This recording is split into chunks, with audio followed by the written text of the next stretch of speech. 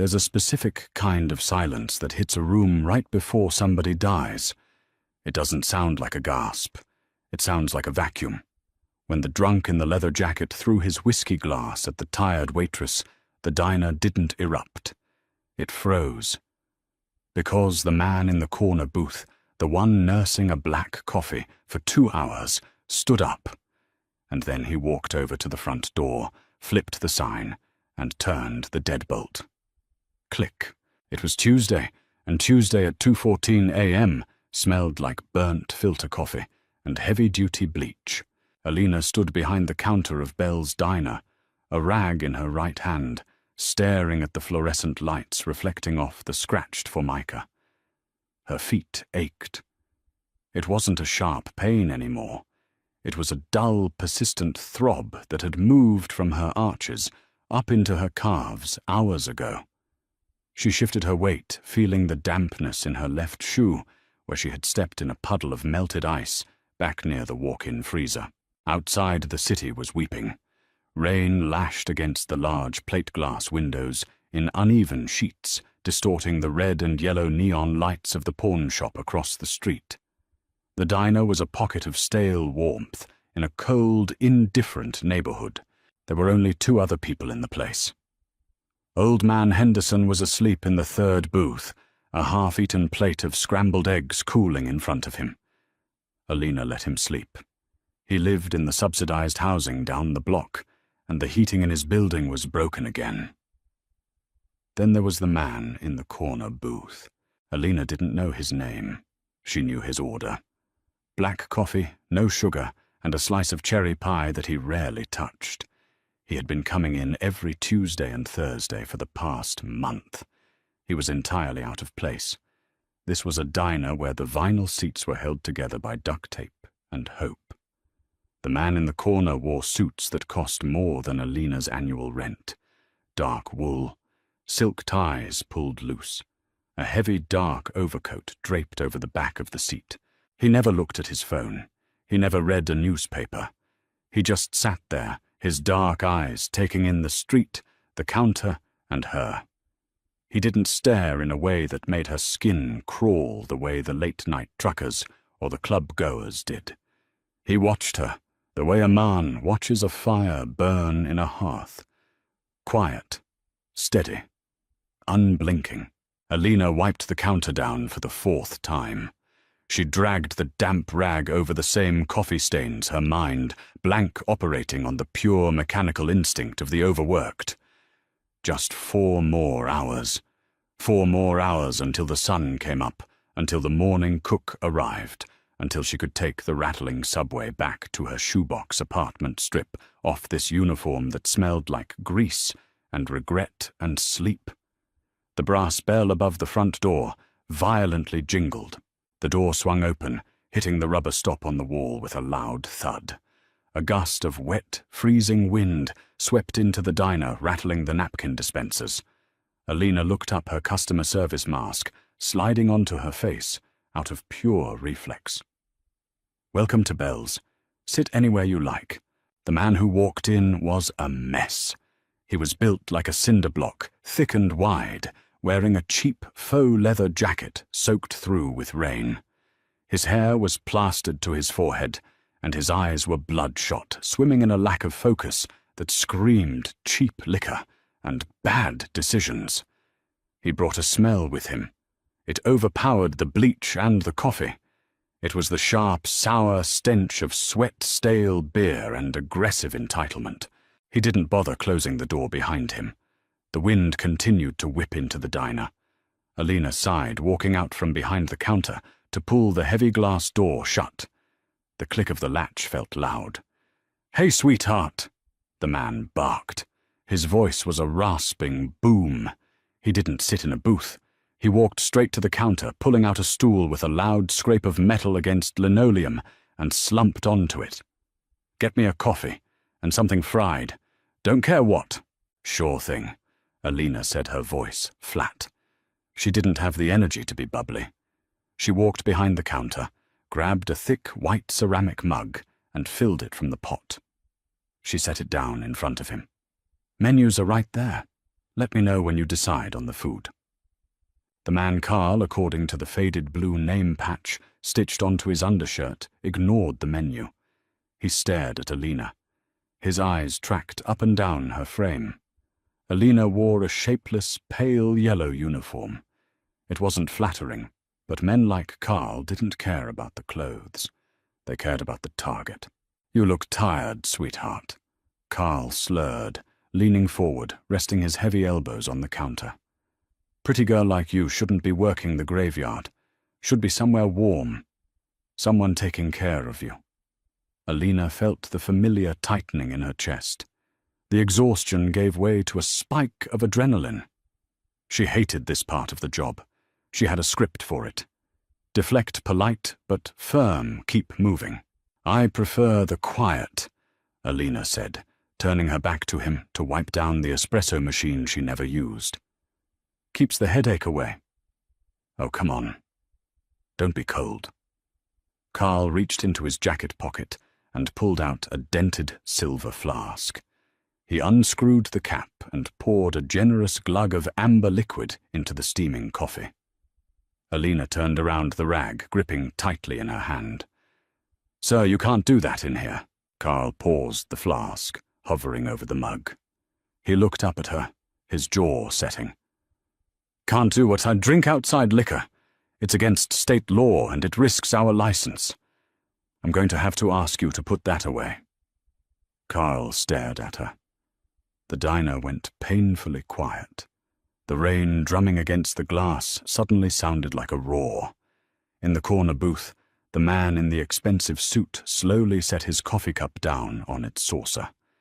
There was no clink. It was a perfectly controlled movement. Carl let out a harsh, ugly laugh. He tipped the flask again, emptying the rest of it into the mug. "State law. That's funny. You the cop's sweetheart? Because you look like a glorified maid to me." Alina's jaw clenched. She reached for the mug. "I'll get you a fresh coffee, but you can't drink that here." "Don't touch my damn cup!" Carl snapped his hand, shooting out and grabbing her wrist. His grip was painfully tight. His fingers dug into the delicate bones of her arm. Alina gasped, pulling back, but he held on. His breath washed over her face, smelling of decay and alcohol. "Let go of me," Alina said, her voice trembling slightly entirely against her will. She hated the tremor. She wanted to sound strong, but she was 22 exhausted, and he outweighed her by 100 pounds. "I'm paying for a service." Carl growled, his face turning an angry mottled red. "I want to sit here. I want to drink my drink, and I want you to smile and look pretty while I do it. You understand me, you little—" "I said let go." Alina jerked her arm hard. Her sudden movement caught him off guard. His grip slipped, but in his drunken reflex to grab her again, his thick hand knocked against the heavy ceramic mug. Time didn't slow down. That was a myth. Things happened exactly as fast as they always did, leaving the brain scrambling to catch up to the physics of the disaster. The mug tipped. The dark, oily mixture of cheap whiskey and scalding diner coffee arced through the air. Alina didn't have time to flinch. The liquid hit her square in the chest. It soaked instantly through the thin, pale yellow cotton of her uniform. The heat registered a fraction of a second before the smell. It was a searing, sharp burn across her collarbone and down her ribs, hot enough to draw a sharp, involuntary gasp from her lips. She stumbled backward, bumping hard against the stainless steel prep counter. The mug hit the linoleum floor and shattered into a dozen jagged white pieces. The sound was like a gunshot in the quiet diner. Alina stood frozen. She looked down at her uniform. A massive, ugly brown stain spread across her chest, the wet fabric clinging to her skin. The smell of the whiskey was nauseatingly strong, rising in the steam from the hot liquid. The physical pain was there. Her skin throbbed where the coffee had hit. But the humiliation was a heavier, colder thing. It pooled in her stomach. She felt the sudden hot prickle of tears in her eyes and violently blinked them back. She would not cry. Not here. Not in front of this man. Carl sat on the stool looking at the mess. For a second, Alina thought he might apologize. Instead, a slow, cruel smirk spread across his face. "Look what you made me do," he slurred, leaning back, crossing his thick arms over his chest. "Clumsy bitch. Now you got to clean that up, too." Alina pressed her back against the cool steel of the counter.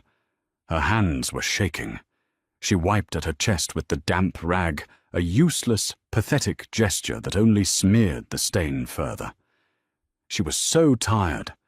The sheer injustice of the moment pressed down on her heavy and suffocating.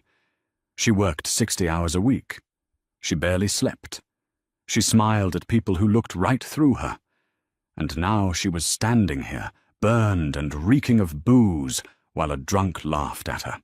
"Get out," Alina whispered. Her voice was barely audible over the hum of the refrigerators. "What was that?" Carl cupped a hand around his ear, mocking her. "Speak up, sweetheart. Can't hear you over the sound of you ruining my drink." "I said get out," Alina said louder this time. She stepped forward, her anger finally eclipsing her exhaustion. "Get out of my diner. Now." Carl's smirk vanished. The ugly, bruised redness returned to his face. He stood up.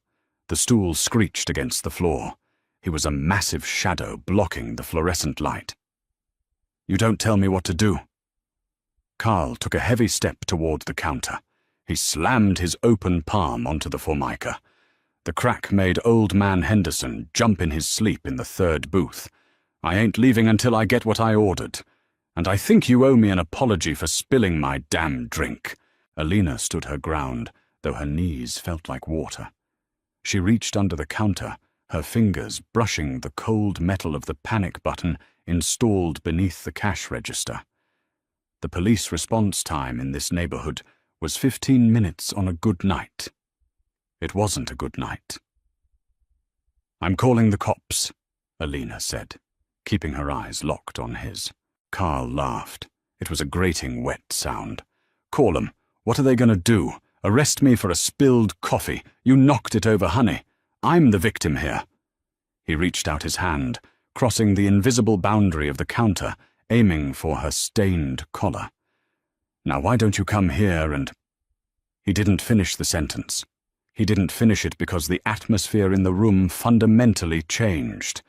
The air pressure dropped. The hairs on the back of Alina's neck stood up.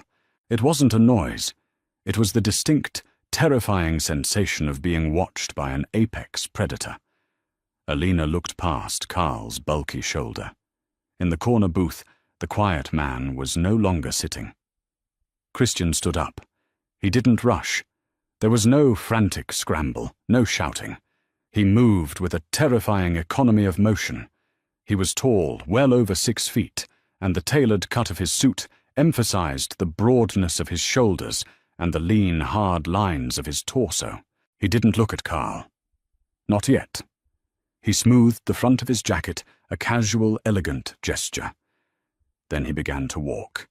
His leather shoes made a slow, rhythmic tap, tap, tap against the floor.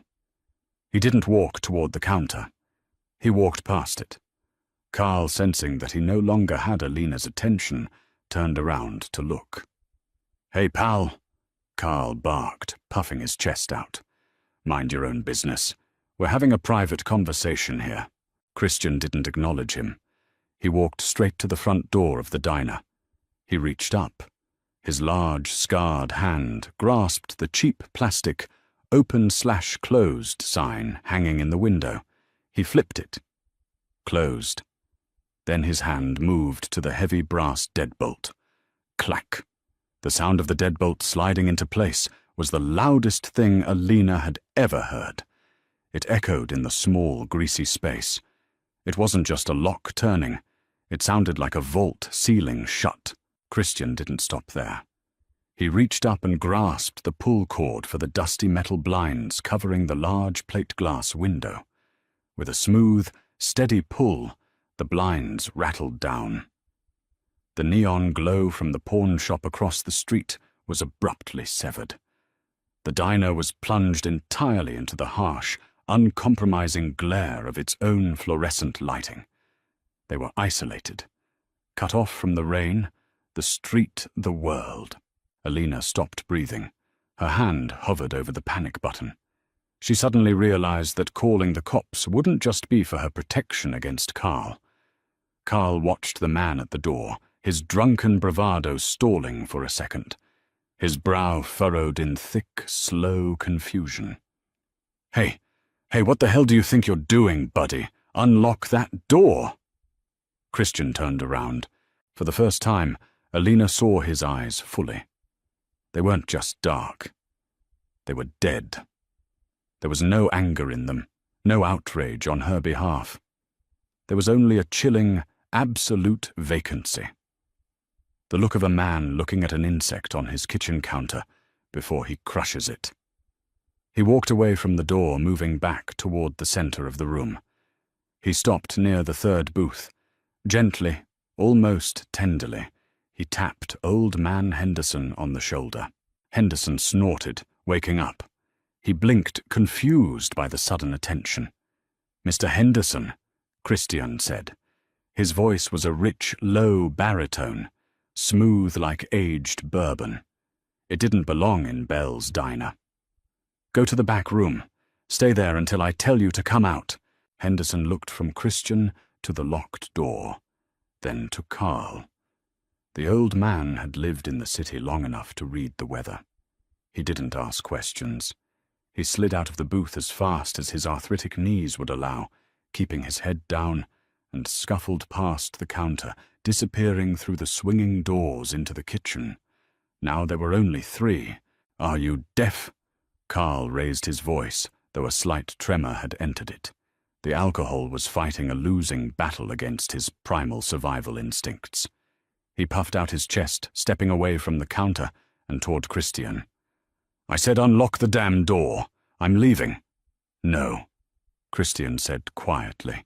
He stopped 10 feet away from Carl. "You're not."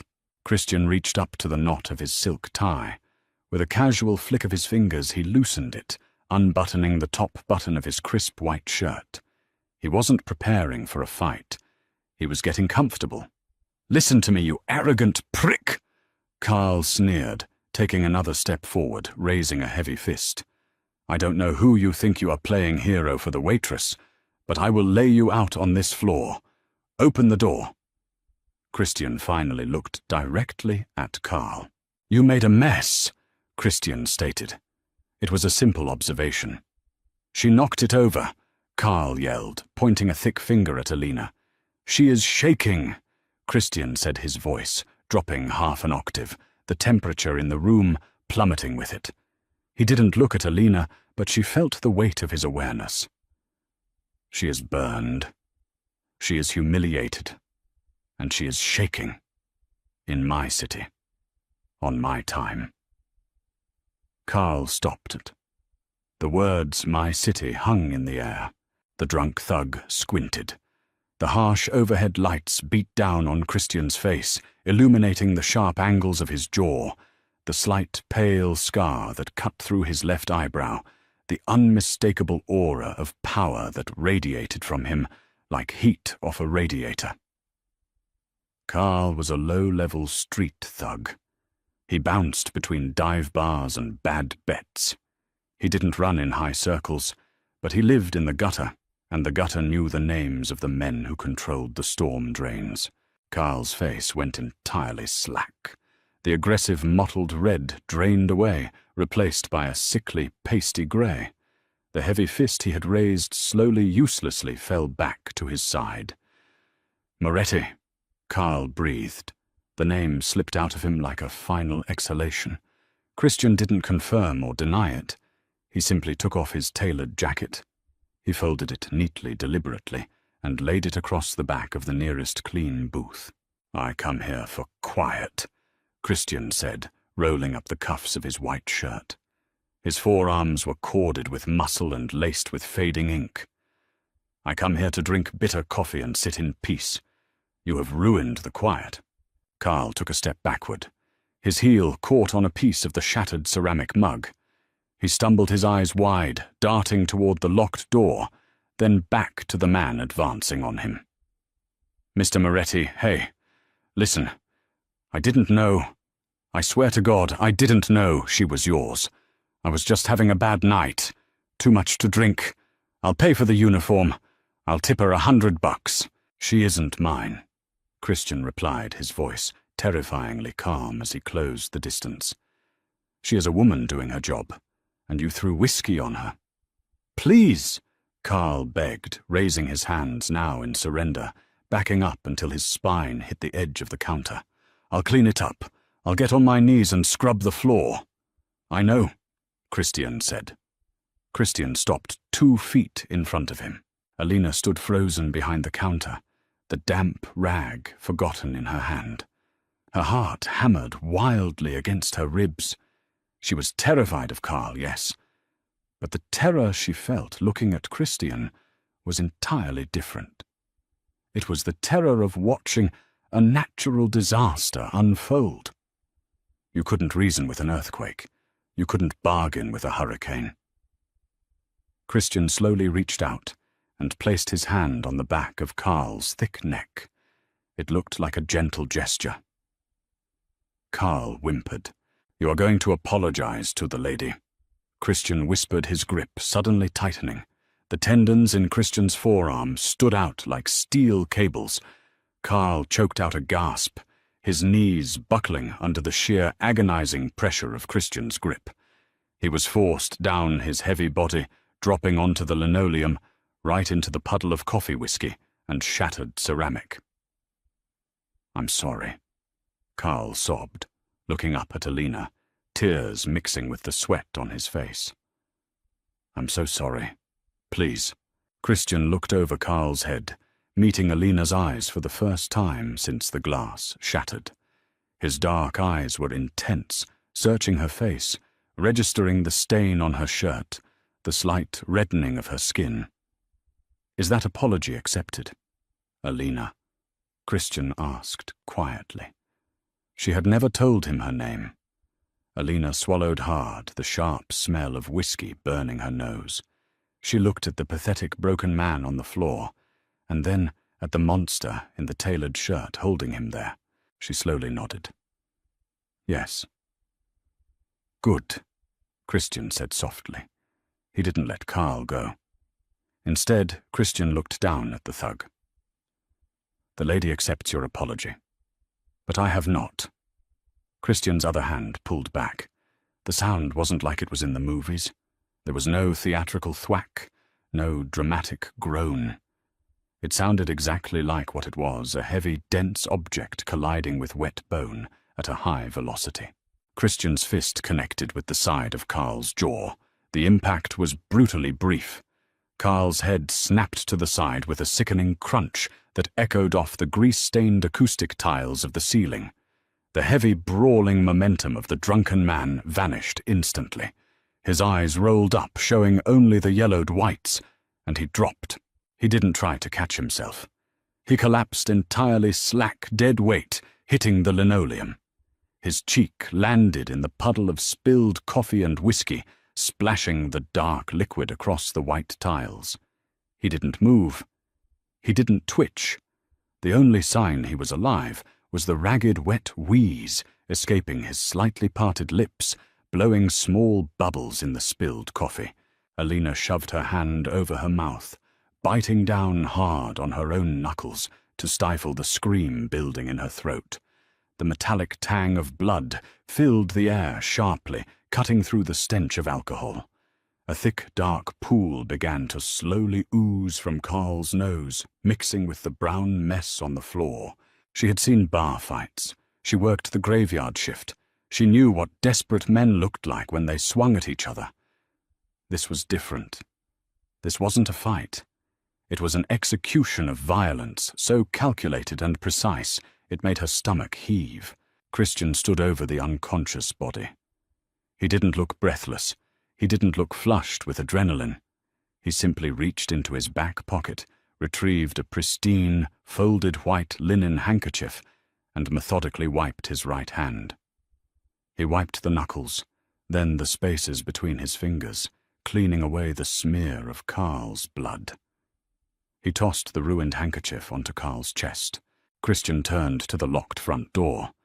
He unlatched the deadbolt, pushed the heavy glass open, and hooked it with his foot to keep it wide. The freezing, rain-slicked wind rushed back inside, sweeping away the stifling tension, replacing it with the bitter cold of the street. He walked back to Carl. Reaching down, Christian grabbed the collar of the man's soaked faux leather jacket. With a sharp, effortless heave, he hauled the 240-pound man off the floor.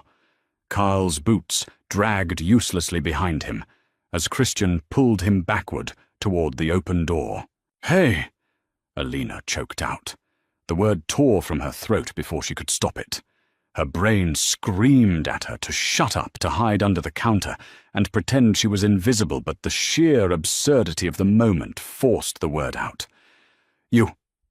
You can't just—" She didn't finish the sentence. She didn't know what the end of the sentence was. "You can't just leave a bleeding man on the sidewalk. You can't just kill someone in my diner." Christian paused at the threshold. He turned his head, looking back at her. The neon red glow from the pawn shop across the street caught his profile, casting his face in sharp, bloody relief. "I am taking out the trash, Alina," Christian said. It wasn't a joke. He stated it as a biological fact. "It was cluttering your floor." He stepped backward, dragging Carl out into the torrential rain. He dumped the unconscious man unceremoniously onto the wet concrete right next to the overflowing storm drain. Carl's heavy head hit the pavement with a dull thud. The freezing rain immediately began to wash the blood from his face, diluting it into pink rivulets that spiraled down into the sewer grate. Christian stepped back inside. He pulled the door shut. Clack! He threw the deadbolt again. Alina was trapped. The drunk was gone, but the monster remained. She backed up against the stainless steel prep counter, her breathing shallow and fast. Her uniform was still soaked, clinging freezing and wet against her burned chest, but she couldn't feel the pain anymore. The adrenaline had numbed her nerve endings. Christian walked toward the counter. He didn't look at the mess on the floor. He stopped directly across from her, separated only by 2 feet of scratched formica. He looked at her hands. They were trembling violently. Then his dark eyes tracked upward, resting on the massive brown stain across her collarbone. "Where is the first aid kit?" he asked. Alina couldn't speak. Her throat felt completely paralyzed. She stared at the man in the white shirt, his sleeves rolled up, the faint, lingering smear of someone else's blood under his thumbnail. "Alina." His voice was low. It didn't hold the terrifying command it had held for Carl. It was steady, an anchor thrown into rough water. "The burn. Where is the kit?" She pointed a shaking finger toward the swinging doors of the kitchen. "Back. Back there, above the sink. Stay here. Do not clean the floor." Christian turned and walked into the kitchen. Alina heard his heavy rhythmic footsteps, followed by the soft murmur of his voice. He was talking to Old Man Henderson. A moment later, she heard the back door of the kitchen open and close. Henderson had been dismissed into the alleyway. They were entirely alone. Alina looked down at her hands. She forced them flat against the cold steel counter, trying to stop the tremors. She needed to think. She needed to survive. This man was Christian Moretti. She read the local news on her phone during her subway commutes. The Moretti family owned the docks, the unions, and half the politicians in the city. They weren't street gangs. They were an institution, and the man who sat in her corner booth eating cherry pie was the apex of it. She had served him bad coffee for a month. Christian returned. He carried a white plastic box with a faded red cross on the front, along with a clean, damp bar towel. He set them down on the counter. "Take off the shirt," he said. Alina stiffened her arms, immediately crossing over her chest in a defensive posture. No, I'm fine. It's just coffee. It was scalding liquid mixed with alcohol. Christian corrected her, his tone perfectly even. It is sitting against your skin. You are going to blister. Take off the uniform shirt. You have a shirt underneath. He wasn't asking, but he wasn't advancing on her either. He stood perfectly still, his hands resting on the counter, giving her the space to make the choice. Alina looked down. She wore a thin, long-sleeved grey thermal beneath the ugly yellow uniform. The coffee had soaked through the yellow fabric, but the thermal might have caught the worst of the heat. She was freezing, shivering uncontrollably from the shock, the wet clothes, and the sheer terror. With fumbling, uncoordinated fingers, she reached for the top button of her uniform. It took her 3 tries to undo it. She unbuttoned the front, shrugging the heavy, damp, foul-smelling yellow cotton off her shoulders. She dropped it into the plastic basin under the counter used for dirty rags. The grey thermal was stained brown at the collar, but she wasn't completely exposed. Christian opened the first aid kit. He bypassed the cheap bandages and pulled out a tube of burn ointment and a sterile gauze pad. He unscrewed the cap and squeezed a thick line of the white cream onto the gauze. He held it out to her. Alina reached for it, but her hand was shaking so badly, she knocked her knuckles against his wrist. She flinched, pulling her hand back as if she had been burned again. Christian looked at her hand, then at her face. His expression was unreadable. It was a mask carved from stone. "Your hands are compromised by adrenaline," Christian observed quietly. "You will smear it." "May I?" Alina stared at him. The man who had just nearly killed someone with a single punch was asking for permission to touch her. The absurdity of it made a hysterical, broken half-laugh escape her lips. She clamped her mouth shut, immediately horrified. "Why do you care?" she whispered. Her voice was raspy. "You make a good cup of coffee," Christian replied. "I make terrible coffee. It's burned and it tastes like metal." "You leave me alone when I drink it," he corrected himself, the ghost of a wry smirk briefly touching the corner of his mouth before vanishing. "That is a rare commodity in my life. May I?" He held the gauze up again. Alina looked at the ceiling, taking a shuddering breath. She didn't have the energy to fight him. She nodded once. Christian stepped around the counter. The diner felt instantly smaller. He took up all the oxygen in the space. He smelled of rain-expensive wool and a faint, sharp scent of ozone, like the air right after a lightning strike. He stepped close, but didn't crowd her against the prep counter. He left exactly 6 inches of space between them. "Pull the collar down," he instructed. Alina hooked her finger into the neckline of the grey thermal and pulled it to the side, exposing her collarbone and the top of her chest. The skin was violently red, angry and hot to the touch. A blister was already beginning to form near her shoulder strap. Christian didn't hesitate, but he didn't rush.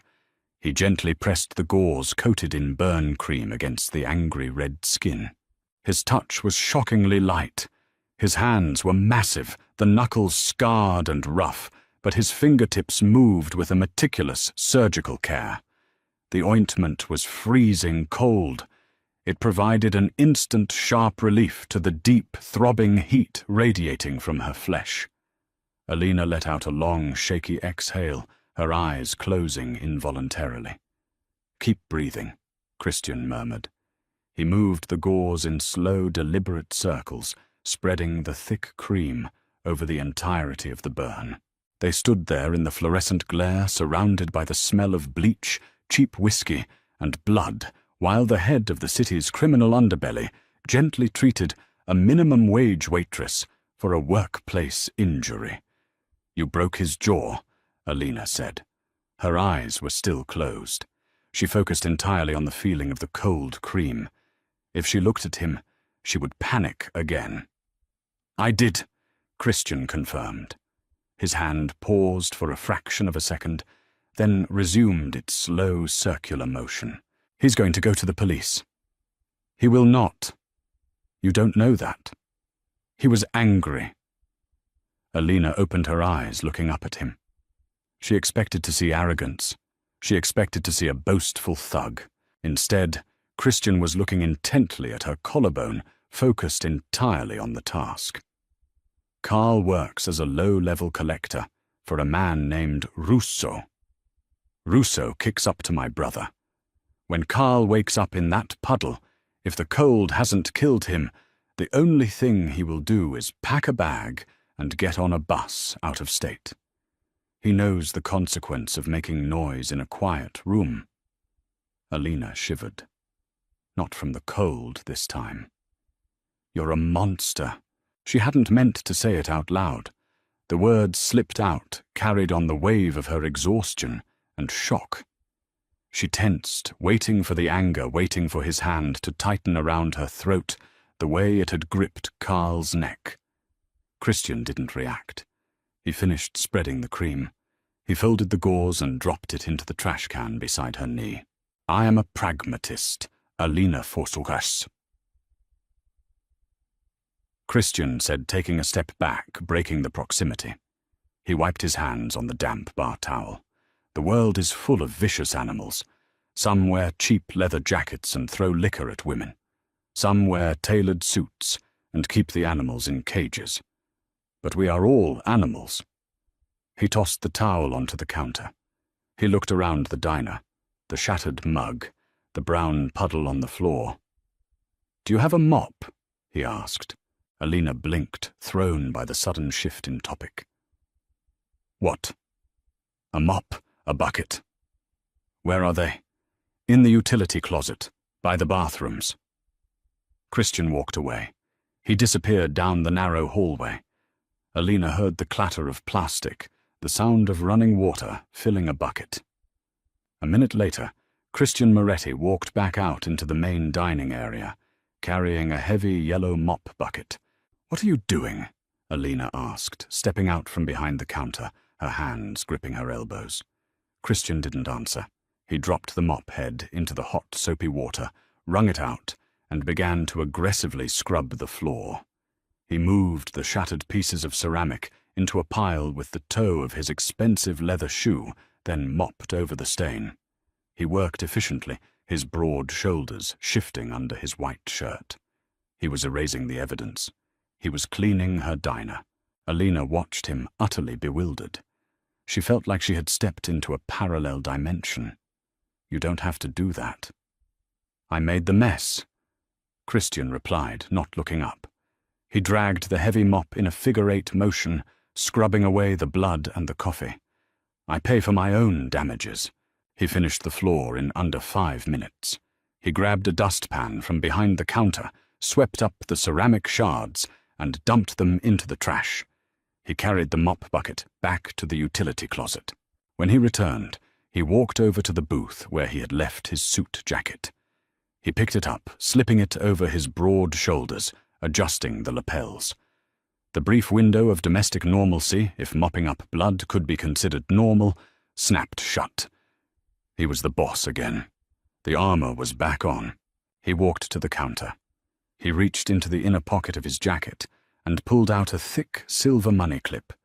He peeled off 3 crisp $100 bills and laid them flat on the clean, dry section of the formica. For the uniform and the broken cup, Christian said. A cup costs $3, Alina said, staring at the money. It was more than she made in 3 brutal shifts. Consider the rest a deposit, Christian said. Alina looked up at him, her brow furrowing. A deposit for what? Christian walked to the front door. He unlocked the deadbolt. He reached up and flipped the plastic sign back to open. He didn't pull the blinds up. He paused with his hand on the brass handle. He looked back at her. The harsh overhead lights cast deep shadows under his eyes. He looked tired. It was a deep, bone-weary exhaustion that Alina recognized instantly. It was the look of someone who carried weight they could never put down. I like the quiet in this place. Alina, Christian said softly. The rain lashed against the door, eager to get back inside. I will be back on Thursday. I expect my coffee to be hot. I expect my pie to be cherry. And I expect you to be unbothered. He didn't wait for a reply. He pushed the heavy door open and stepped out into the freezing, relentless storm. The door swung shut behind him. Clack. The latch caught. The diner was empty again. Alina stood alone behind the counter. The smell of bleach and burnt filter coffee slowly began to overtake the metallic tang of violence. The diner was perfectly quiet. She looked at the $300 sitting on the counter. She reached out her fingers, brushing the crisp paper. Her chest throbbed a dull ache beneath the cool burn cream. Thursday. She had 48 hours to figure out how to serve coffee to a monster who knew her name. The blister popped on Wednesday morning. It wept clear fluid into the cheap gauze Alina had taped to her chest, stinging with a sharp, insistent bite every time she moved her left arm. She spent the $300 Christian had left on the counter. She paid her overdue gas bill, bought 2 tubes of medical-grade burn ointment, and purchased 3 new stiff yellow uniform shirts from the supply store downtown. She didn't keep a dime for herself. Keeping the money felt like signing a contract she hadn't read. Thursday night arrived with a suffocating dry cold. The rain had passed, leaving behind black ice and a biting wind that rattled the diner's large glass windows. Alina stood behind the counter, staring at the green digital clock on the microwave. It was 1:58 a.m. The diner was empty. Old man Henderson had caught a cold and stayed in his apartment. The usual smattering of insomniacs and third-shift cabbies seemed to have collectively decided to avoid bells tonight. Alina knew why. Neighborhoods like this had a nervous system.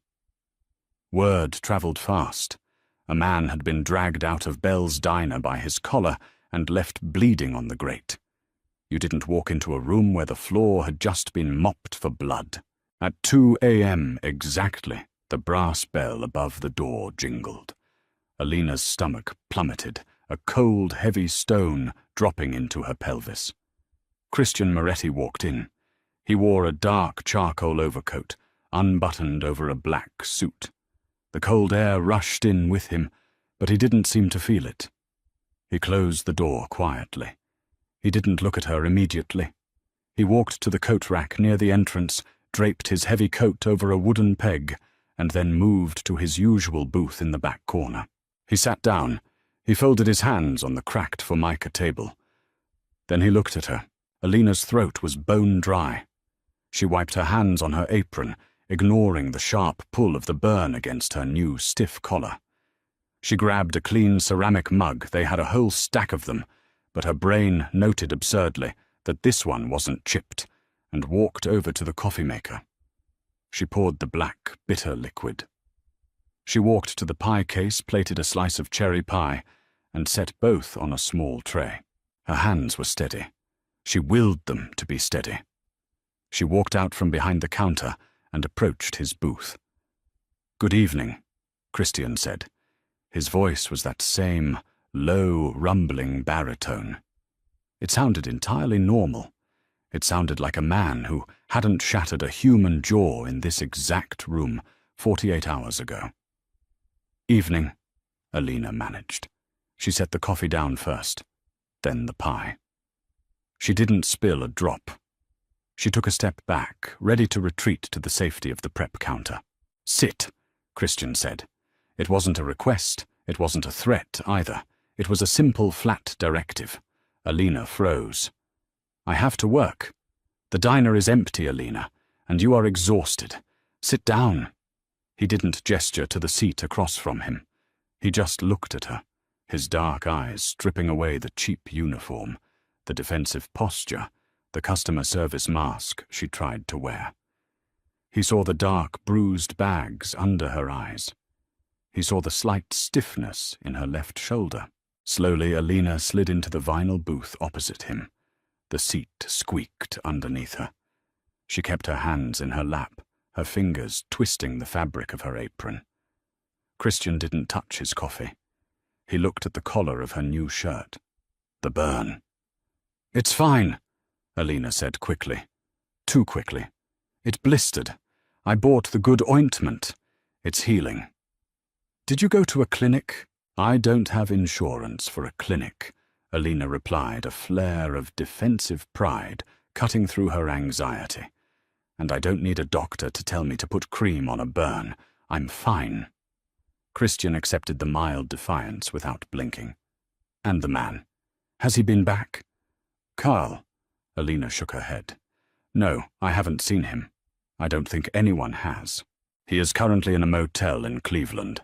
He found religion and a bus ticket very quickly," Christian said dryly. He finally reached for his mug. He took a slow sip of the scalding, terrible coffee. He didn't grimace. Alina stared at him. "You tracked him. I ensure loose ends do not unravel in my direction. Or yours." Christian set the cup down. "You bought new shirts. You left $300. The shirts cost $40. Alina reached into the deep pocket of her apron. She pulled out a neatly folded stack of bills, 200s and 320s. She slid them across the table toward him. "Here is the change. Thank you for the uniform. You didn't owe me that." Christian looked at the money. He didn't reach for it. "I told you to consider it a deposit." "I don't take deposits," Alina said, her voice growing firmer. She leaned forward slightly, ignoring the pull of her burned skin. "Look, I know who you are, Mr. Moretti." Christian's jaw tightened infinitesimally at the name. "Christian?" "I know who you are," Alina repeated, ignoring the correction. "And I appreciate that you stepped in on Tuesday. I really do. But I can't owe a man like you. I work a diner. I take the subway. I pay my rent late. I live in a very small, very predictable world. I want to keep it that way. Take the money." Christian watched her.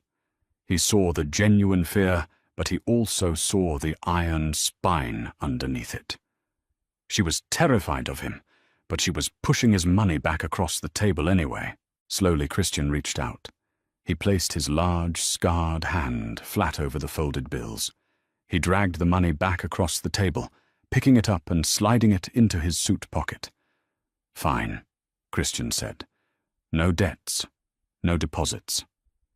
Alina let out a breath she hadn't realized she was holding. Her shoulders slumped a fraction of an inch. "Thank you." However, Christian continued his voice, dropping a register anchoring her to the spot. "You misunderstand the reality of your small, predictable world, Alina. It is only predictable because the animals outside this glass have decided not to break it yet." He leaned forward. The scent of ozone and expensive wool washed over her again. "I come here because it is quiet," he said, his eyes locking onto hers. "You do not ask me questions. You do not try to impress me. You just pour the coffee. That is a sanctuary for a man who lives in a very loud, very violent world.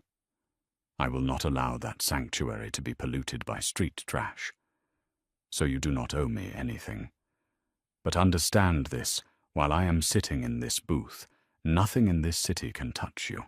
He leaned back, breaking the intense proximity. He picked up his fork and cut a small piece of the cherry pie. "Go back to work, Alina. I am fine here."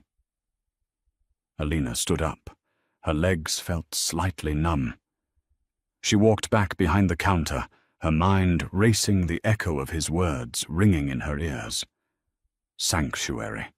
The boss of the city's underbelly viewed her grease-stained, fluorescent-lit diner as a sanctuary, and he had just quietly, unilaterally declared her under his protection. She didn't know whether to feel incredibly safe or entirely doomed. 3 weeks passed. The blister healed into a tight, shiny pink scar hidden beneath Alina's collar. The diner changed. It wasn't anything you could see. It was an absence.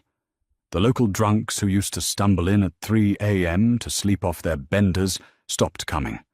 The aggressive teenagers who used to occupy a booth for 4 hours and tip in loose pennies vanished. Even the police cruisers, which usually parked half a block away to avoid dealing with the diner's usual nonsense, started doing slow, deliberate laps past the front window every hour. An invisible ironclad perimeter had been drawn around Bell's diner. Christian never missed a Tuesday or a Thursday. He always arrived at 2 a.m. He always drank the coffee. He always ordered the pie. They rarely spoke more than a few sentences, but the silence between them mutated. It was no longer the heavy, nervous silence of a waitress and a mob boss. It became a shared, breathing thing. A comfortable quiet.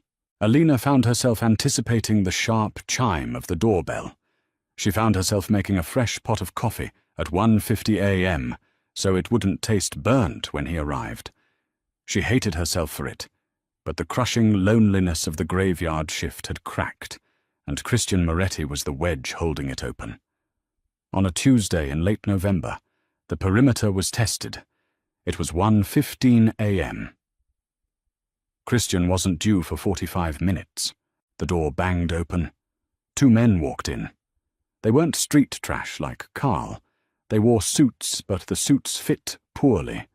Their ties were garish. They had the thick, restless energy of men who were used to breaking things to get paid. The lead man, a guy with slicked-back hair and a nose that had been broken and reset badly, walked straight to the counter. He slammed his hand flat on the formica. "Hey, where is he?" the man demanded. Alina stepped back, her hand instinctively drifting toward the panic button beneath the register. "Where is who?" "Don't play stupid sweetheart," the man sneered. He leaned over the counter, invading her space. He smelled of cheap cologne and stale cigarette smoke. "Moretti, my boss needs to see him, and word is he's slumming it in this dump every Tuesday." "Where is he?" Alina's heart hammered a frantic rhythm against her ribs. She kept her face blank. "I don't know who you're talking about. I just serve coffee. If you want a booth, take one. If not, the door is right behind you." The man laughed a harsh, ugly sound. He looked back at his partner, who was standing by the door with his arms crossed. "She's got a mouth on her. Look, honey, I don't have time to play games with the help. Tell me when he gets here, or I'm going to start smashing your pie cases until your memory improves." He reached out his hand, wrapping around the heavy glass sugar dispenser on the counter. He lifted it, preparing to hurl it into the glass pastry display. The diner door opened. There was no violent slam, no rush of wind, just the quiet chime of the brass bell. Christian stepped inside. He was early. The man holding the sugar dispenser froze. He turned around. The sneer wiped entirely off his face, replaced by a sudden, sickening pallor. Christian stood near the entrance. He didn't take off his coat. He looked at the man by the door, then at the man by the counter, holding the glass dispenser. "Frankie," Christian said. His voice was a soft, lethal whisper that carried across the diner with perfect clarity. Frankie hastily set the sugar dispenser back down on the counter. His hands were suddenly trembling. "Mr. Moretti, we were just looking for you. Sal needs to talk. It's urgent." Christian began to walk forward. The slow, methodical tap of his shoes on the linoleum sounded like a countdown. "Sal needs to talk." Christian repeated his tone, conversational, but devoid of any human warmth. "So Sal sends his loudest, stupidest dog into a place I eat to shout at a woman I know." Frankie swallowed hard. He backed away from the counter. "I didn't mean no disrespect, boss. She wasn't giving me answers." Christian stopped 3 feet away from Frankie. The height difference was only a few inches, but Christian seemed to tower over the man.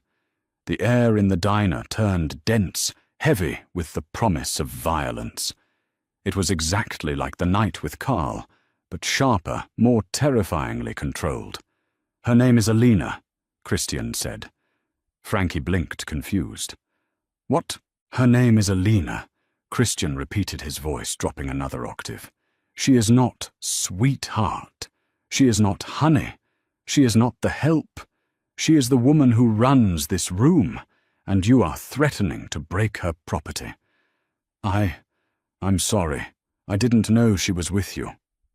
Christian didn't hit him. He didn't even raise his hand. He simply leaned in his face, inches from Frankie's sweating forehead.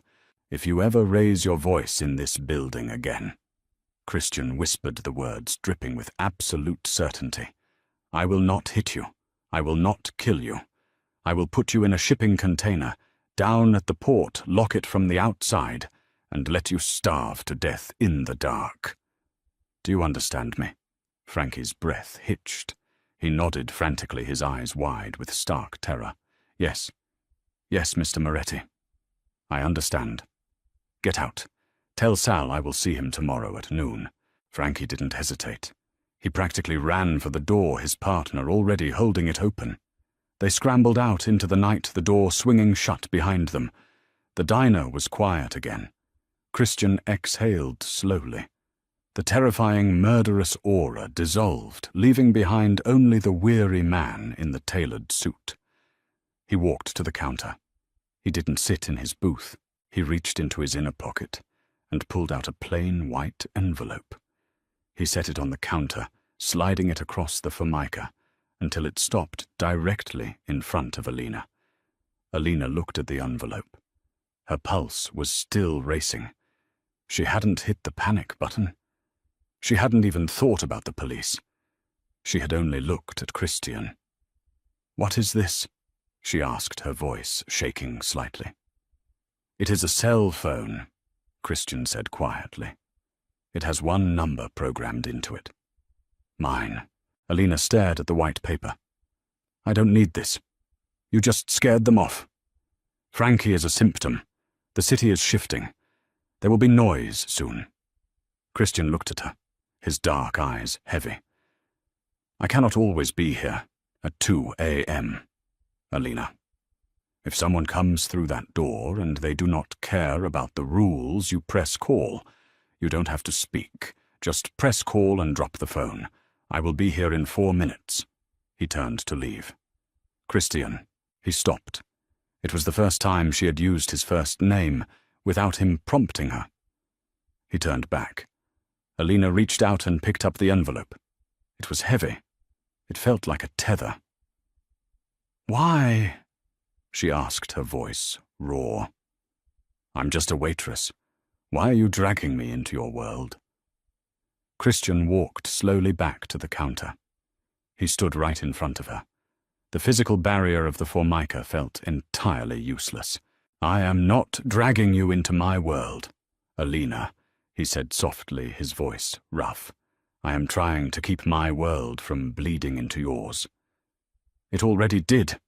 She counted, her knuckles turning white as she gripped the envelope. "Carl bled on my floor. Frankie just threatened to smash my counter because of you. Your presence here is what makes it dangerous. You think this city is safe without me?" Christian let out a bitter, humorless breath. "Before I sat in that booth, this place was a hunting ground for every drunken junkie with $5 and a bad temper. You were entirely unprotected. I watched you flinch every time the door opened. I watched you grip that rag like a weapon." Alina's breath hitched. He had seen everything. All the fear she thought she hid so well. "I handled it," she said fiercely, her chin lifting. "I survived. You shouldn't have to just survive," Christian said. He reached across the counter. He didn't grab her wrist. He didn't force her. He gently placed his hand over hers, enveloping her trembling fingers, the white envelope trapped between their palms. His hand was warm, calloused, and heavy. It was the most grounded she had felt in years. "My life is calculated violence," Christian said, his eyes locking onto hers, stripping away the final layers of pretense. Every conversation is a negotiation. Every room I walk into is a tactical assessment. I do not trust the people who smile at me, and I kill the people who don't. That is my reality. He stepped closer to the counter.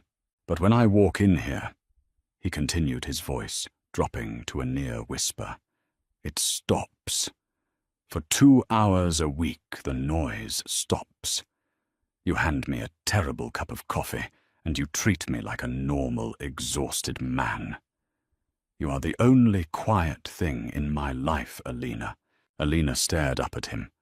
Her chest tightened, an uncomfortable, terrifying warmth blooming behind her ribs. She was looking at a ruthless criminal. She was looking at a killer. But right now his eyes were stripped bare, showing a profound, desperate exhaustion. He wasn't asking for her body. He wasn't asking for her submission. He was asking for a place to breathe. If I keep this phone, Alina whispered, looking down at their hands. If I accept this, I'm not just the waitress anymore. I'm yours. That's how your people will see it. They will see you as untouchable, Christian corrected firmly. And how will you see me? She asked, looking back up, meeting his gaze head-on. She needed to know. Christian didn't answer immediately. He looked at her face, the stubborn set of her jaw, the dark circles under her eyes, the sheer unyielding resilience that kept her standing behind this greasy counter, night after night. I will see you, Christian said slowly, his thumb gently brushing across her knuckles, as the only thing I have left to protect that actually matters. A heavy silence descended on the diner. It wasn't tense, it was definitive. A line had been crossed, and the bridge behind them was burning. Alina knew she should slide her hand out from under his. She should push the envelope back. She should tell him to leave and never come back. But the diner was cold and his hand was warm. Slowly, deliberately, Alina turned her hand over, interlacing her fingers with his. She gripped his hand tightly. Okay, she breathed. The word was a surrender and an acceptance all at once. Okay. Christian let out a slow, ragged exhale, as if a massive weight had just been lifted from his shoulders. He squeezed her hand, a firm, grounding pressure. He let go. He picked up the cold cup of coffee he hadn't finished. He took a sip, grimaced slightly at the temperature, and set it down. I have business to attend to. Christian said, his posture, straightening the armor, sliding back into place, though the harsh edges were softened when he looked at her. Keep the phone charged. Keep it in your pocket. I will, Alina said. She slid the envelope into the deep pocket of her yellow apron. Christian turned and walked to the front door. He grabbed the handle, but he didn't pull it open.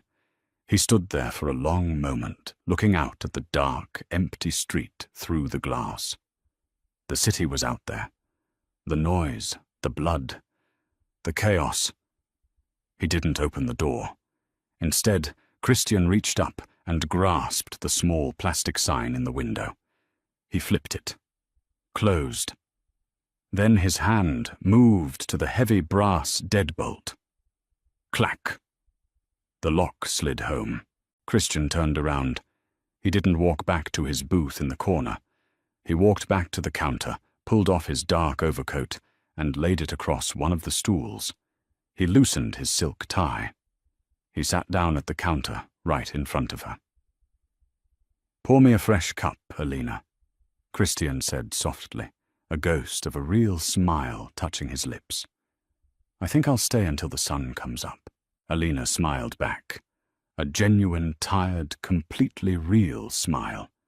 She picked up the glass pot, the bitter smell of the coffee filling the space between them, and poured. The world outside the locked door could burn. In here, it was quiet. Wow, what an intense ending. Thank you guys so much for sticking with this story all the way through. If you loved the tension, and that final quiet moment between Alina and Christian. Please smash that like button. It really helps the channel grow. Do you think Alina made the right choice? Keeping the phone. Let me know your thoughts in the comments below.